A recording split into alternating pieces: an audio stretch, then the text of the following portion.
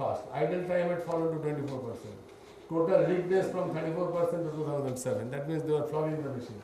In May 2009, Shaw was the vice president in charge, said in another memo to BP's that BP's output in Gulf has reached a record of 500,000 barrels a day, a year ahead of the schedule.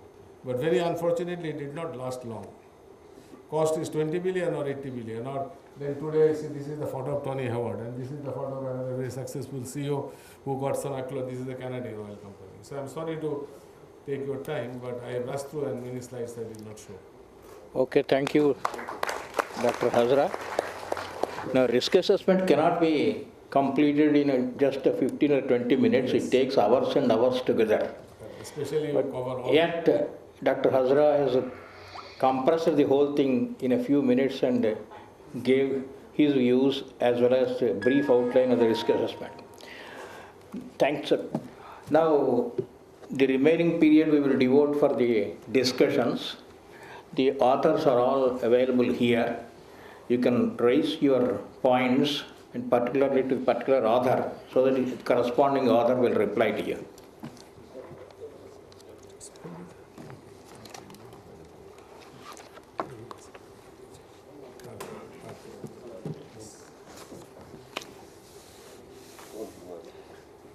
I think we'll take one by one or collectively. Anything. Anybody wants to, any clarification, can raise the hand and then raise the issue. Yeah. First, you please give your name and then whom you want to address. I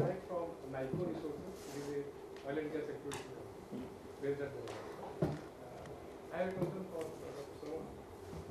You touched upon the recording and many aspects of state but two things I would like to add on to that is one is the disposal of drilling murs. Just like drill cuttings, we are trying with CRRI, the Central Road Research Institute. We have in fact initiated to convert these drilling murs into some type of fertilizers, because basically the chemical properties are fertilizers.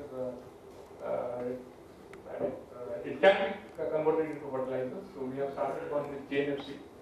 That is my one submission where I would request the ministry to, if they can identify some agencies. Please restrict to your question, please. Yeah, this is not basically this is one submission to ministry that these drilling mud can be really converted to some fertilizers at the site itself, instead of taking it out and disposing in a landfill or something. And then second is regarding the expired chemicals or the unused chemicals, are particularly in the offshore as well as in the onshore, where a lot of difficulties is faced by many oil drilling companies, because no suppliers wish to take it back to outside India because of so many other constraints, and many times we face that difficulties that how to dispose of that, because we don't have a license. Sir, I think we will keep the suggestions. Please give in writing. We will be very happy to pass on to the ministry. I think we'll keep the time, because the time is very precious here at this point of time. So we'll restrict it to the questions and queries, please. Again, these are my 2 points which I would like to make. Yeah. So thank you. Yeah, please. Narayana, General Manager from ONGC. My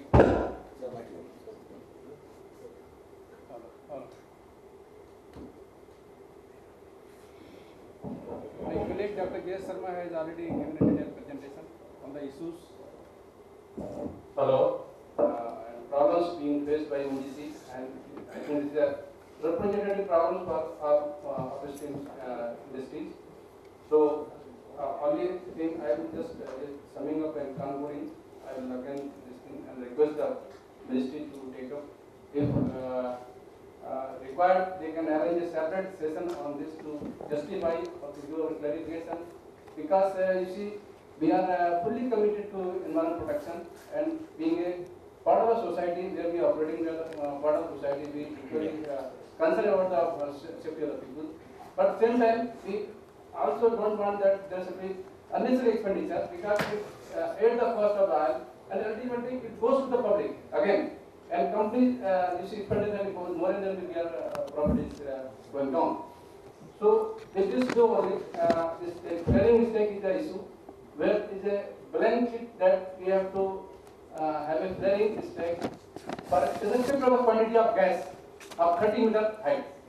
Yeah, there are so many points like conducting. Let me give, because we even during production testing, we complete the well, we do the production testing, then we fill some amount of gas if gas is there. We have to test the reservoir, how much quantity is there. So raising this rectangle 30-meter height is not possible. It's not safe also to raise a 30-meter pipe. It may cause somebody incident and somebody may hurt it. And this similarly for the production installations, EPS, early production system. Yeah. There we only put a small amount of oil, 7 ton, 6 ton per day, and it is not economical by to raise this type. So may kindly take note of this. And next, Sir, there is no point in repeating the things, but point is this, that if there is any question, we will welcome that. No. the question I don't have, but we got this all the. Yeah, these are all points were very important. Then one more problem, you see regarding this gel cutting, just I am clarifying more, I am giving the explanation, so people should be, it is easy for them to consider the issue. Because gel cutting and drilling fluid, there are two hazardous categories, this material. But now we have got tested that they both are non-toxic, and we request that they should be deleted from the hazard category, and they should not be insisted upon to line the pollution lining. And some of the places, in some of the places now, pollution control board, they are insisting that to transfer this bill cutting to TSDF. This is not possible; it's very expensive. So we request them that such a thing kindly look into, and other things okay. I mean, Thank you. I am sorry, but we can't. Okay, thank you. Yeah, Dr. My name is Bishan Gupta. I want to have a questions with Dr. Sharma. ONGC is now doing bioremediation of the oil dispatch. Okay. And you know that bioremediation, only the oil part will go, whatever you doing. And the metals will remain in the soil. Okay. So if you're doing only bioremediation, you are not treating fully the hazardous component of the waste. So how you can say that doing the bioremediation you are fully doing the justice, and this remaining thing is non-hazardous and it should not be further treated because metals are present. Yes. That will. Then you are not doing the complete thing. No. We raised this point with the TRI, and at that point of time, TRI has analyzed certain amount of our oil present in the soil, contaminated soil. Yeah. So they have come out with the explanation that your metal quantity in the initial sludge was very less. That was their answer. But I also feel, technically, academically, the bacteria cannot degrade the toxic metals so heavily. So, I believe that TRI is pressing hard CPCB for notification of their guidelines for bioremediation, which are not existing till date. So, I do not support that bioremediation can degrade the toxic metals. No, but at the same time, I think we will not enter into the discussions at this point. No, but here I can just supplement because they have, once they have analyzed and they have shown that concentration of the toxic metals in the soil bioremediated, it's below the permissible limit. So that is maybe the reason this need not be treated further. Yeah, even the format of in which it is existing in the metal, that may or may not be toxic. I think is a point of further study. So that I think. Actually, the concentration of toxic heavy metals may not be below the limit itself because it is locked up. If it is a chelate compound, if it is not soluble, immediately it would not be harmful. So in soil, if it is locked up, and that potentiality of that total toxicity, Available. if it is available, is harmful, then only Yes. Otherwise, it is not. Because bioremediation or phytoremediation, whatever you can say, we cannot altogether eliminate the heavy metals because it's a part of nature. It's a part of nature. But when it is soluble, when it is exchangeable, then only it becomes viable and for toxic. So that when it is locked up, when it is in the rigid content, then there is no possibility of harmful either to the organisms or Okay, to fine. the plant materials or to human being. So we take it as a safe measure. Yeah, yeah. Thank you very much. Chilled form is not toxic. That's all. Yeah, please. Again, Mr. Jindal. Jindal. focusing on the environmental factors, pH and other. We have to do the TCLP test. If it is passed, then it's okay. Yeah, That's yeah. right. That's right. That's So right. there is a very small thing, very small answer. TCLP test. We can collect the samples from the site after bioremediation and do the further analysis. But I Yeah. understand the TCLP test has failed. Yeah. Yes, failed. Yes, only That's such right. Okay, okay, fine. I am talking from environment point of view that there should be a guideline. There should be a guideline on that how much amount of that their product to be used with the oil contaminated soil. What we do, they usually to bring down the level of concentration, they mix the soil. If soil is more with the oil contaminated sludge, then everything comes down. You cannot dilute the waste. Yes. Yeah, That is also condition. I think Sir, I good can hear it. afternoon. I congratulate the association. This association for rain pollution, taking up the issue of the water pollution and hazardous waste. One. Second thing, the invitation is not proper. In the ministry, there are 3 divisions dealing with this issue: IE division, CP division, and hazardous waste management division. Other 2 divisions are not represented. In CPCB, the people who are dealing, they are also not represented. Another thing, Dr. Sharma is raising here an issue, and many times we have shared tea in the ministry, but we never shared these reservations. And unfortunately, 2 officers who have affected Professor Dr. Minocha, 2005 onwards, till July 2007, and August 2007 onwards, I am dealing, but I have never received their representation about this notification number 546 of 30th August 2005.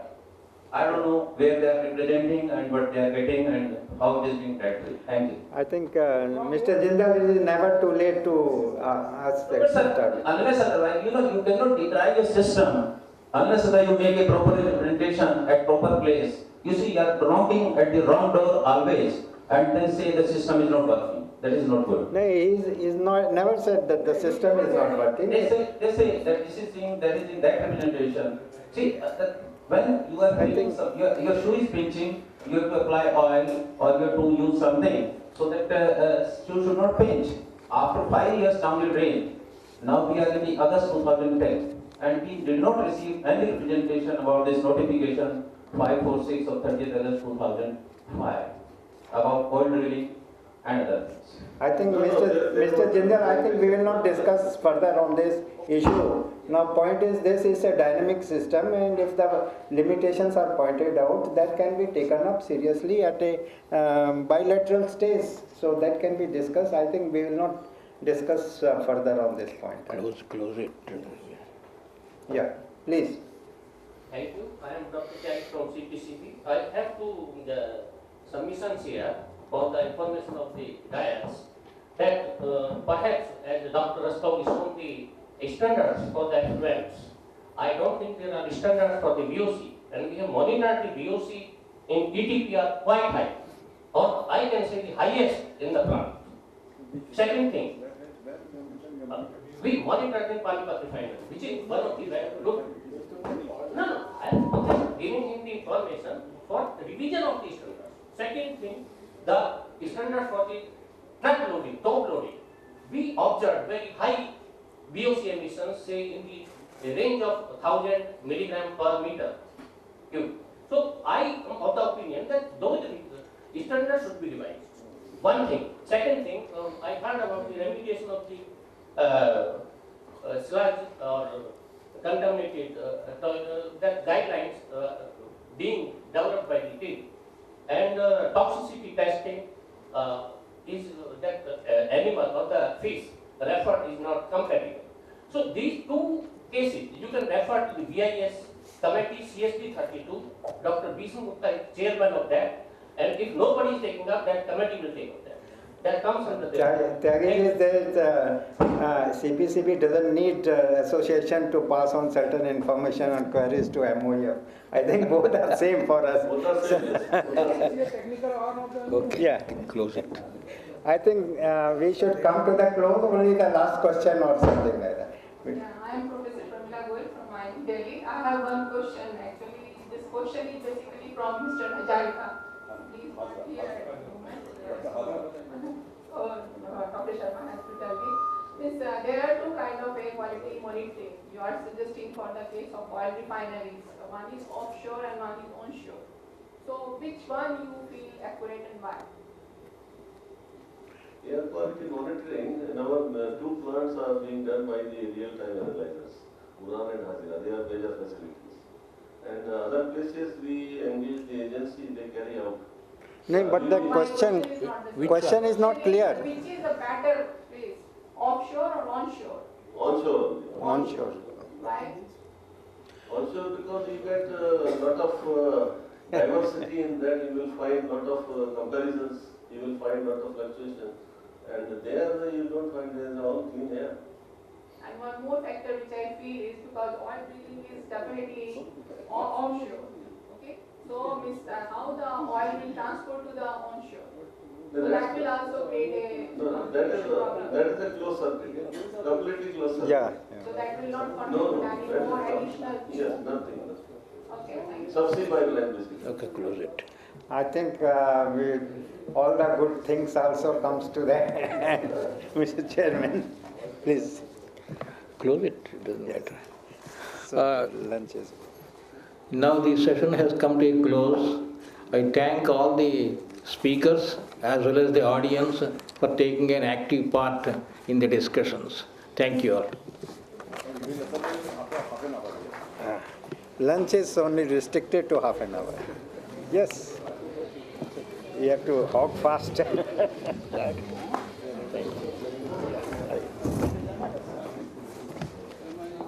Sir आपसे मुलाकात नहीं हुई पहले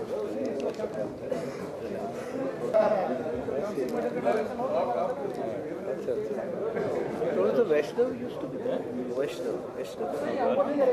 Varshini. He's also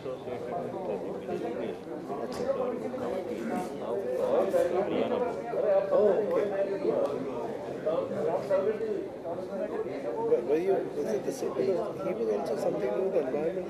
Yes, yes. It also He's here? This company has not come. Former director of ERC as well as chairman cum managing director of Indian Rare Earth Institute, as well as now presently is the vice chairman of the EAC2 of Institute of Environment and Forest. And also it will be co-chaired by, because Dr. R.K. Malhotra, director IOC, has gone abroad, it is decided that Dr. Rastogi, director MOEF, will be act as a co-chairman of this. So may I request both chairman and co-chairman to kindly take the seat in the dais, please.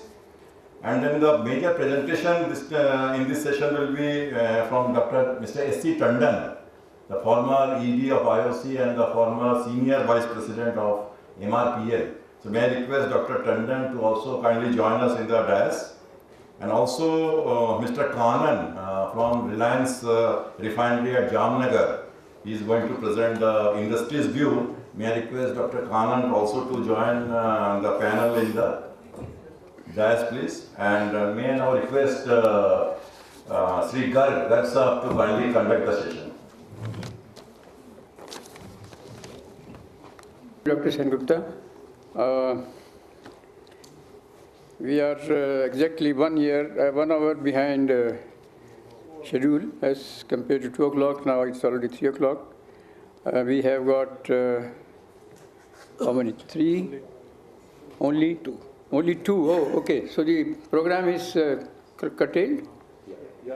It makes Minister is visiting IIT Okay. Okay. So then we can afford to have for each speaker about, say, 15 minutes.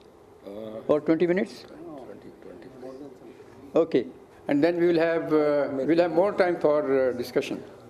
So may I then request Shri Tandon to start his presentation.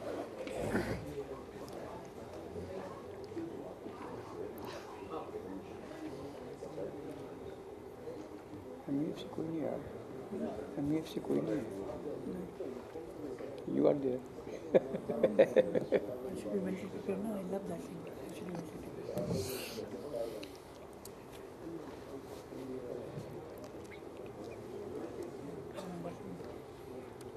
He was let you cover that part. Gentlemen, I must convey my most thanks to the organizers, especially Dr. Sen Gupta and Mr. Asti Gupta, who had been in touch with me as a long-term association. With your permission, Chairman, I'll just commence my presentation. See, the focus on this environmental issue arose from the strategies which I am going to put on the EP Act 1986 April. Gentlemen, I had been associated both with Indian Oil, all the refineries almost, for more than 3 decades, and also ONGC, MRPL for 5 years or so. And I had the privilege to visit all the refineries of India, including ONGC, many or whatever petty refineries, and a dozen of refineries overseas in US, UK, Japan, Thailand, Malaysia. I had been in Petronas for more than 3 years as head of technical for their petrochemical plants.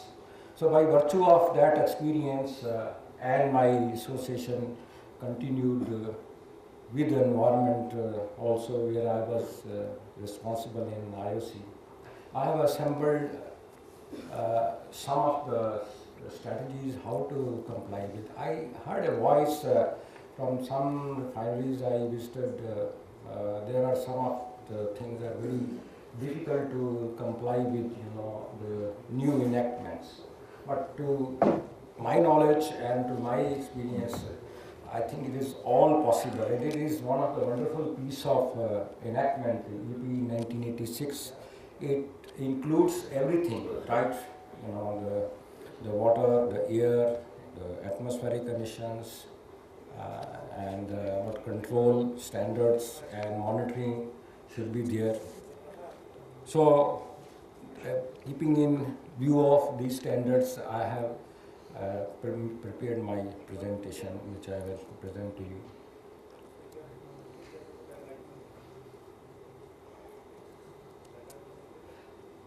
So I am just, not for the education's sake, just putting this definition of pollution prevention is a multimedia concept. The whole idea, as Mr. M.B. Lal was narrating, the refineries sector all world over, it has a very long history, and it is a more organized sector, and it has come a long way,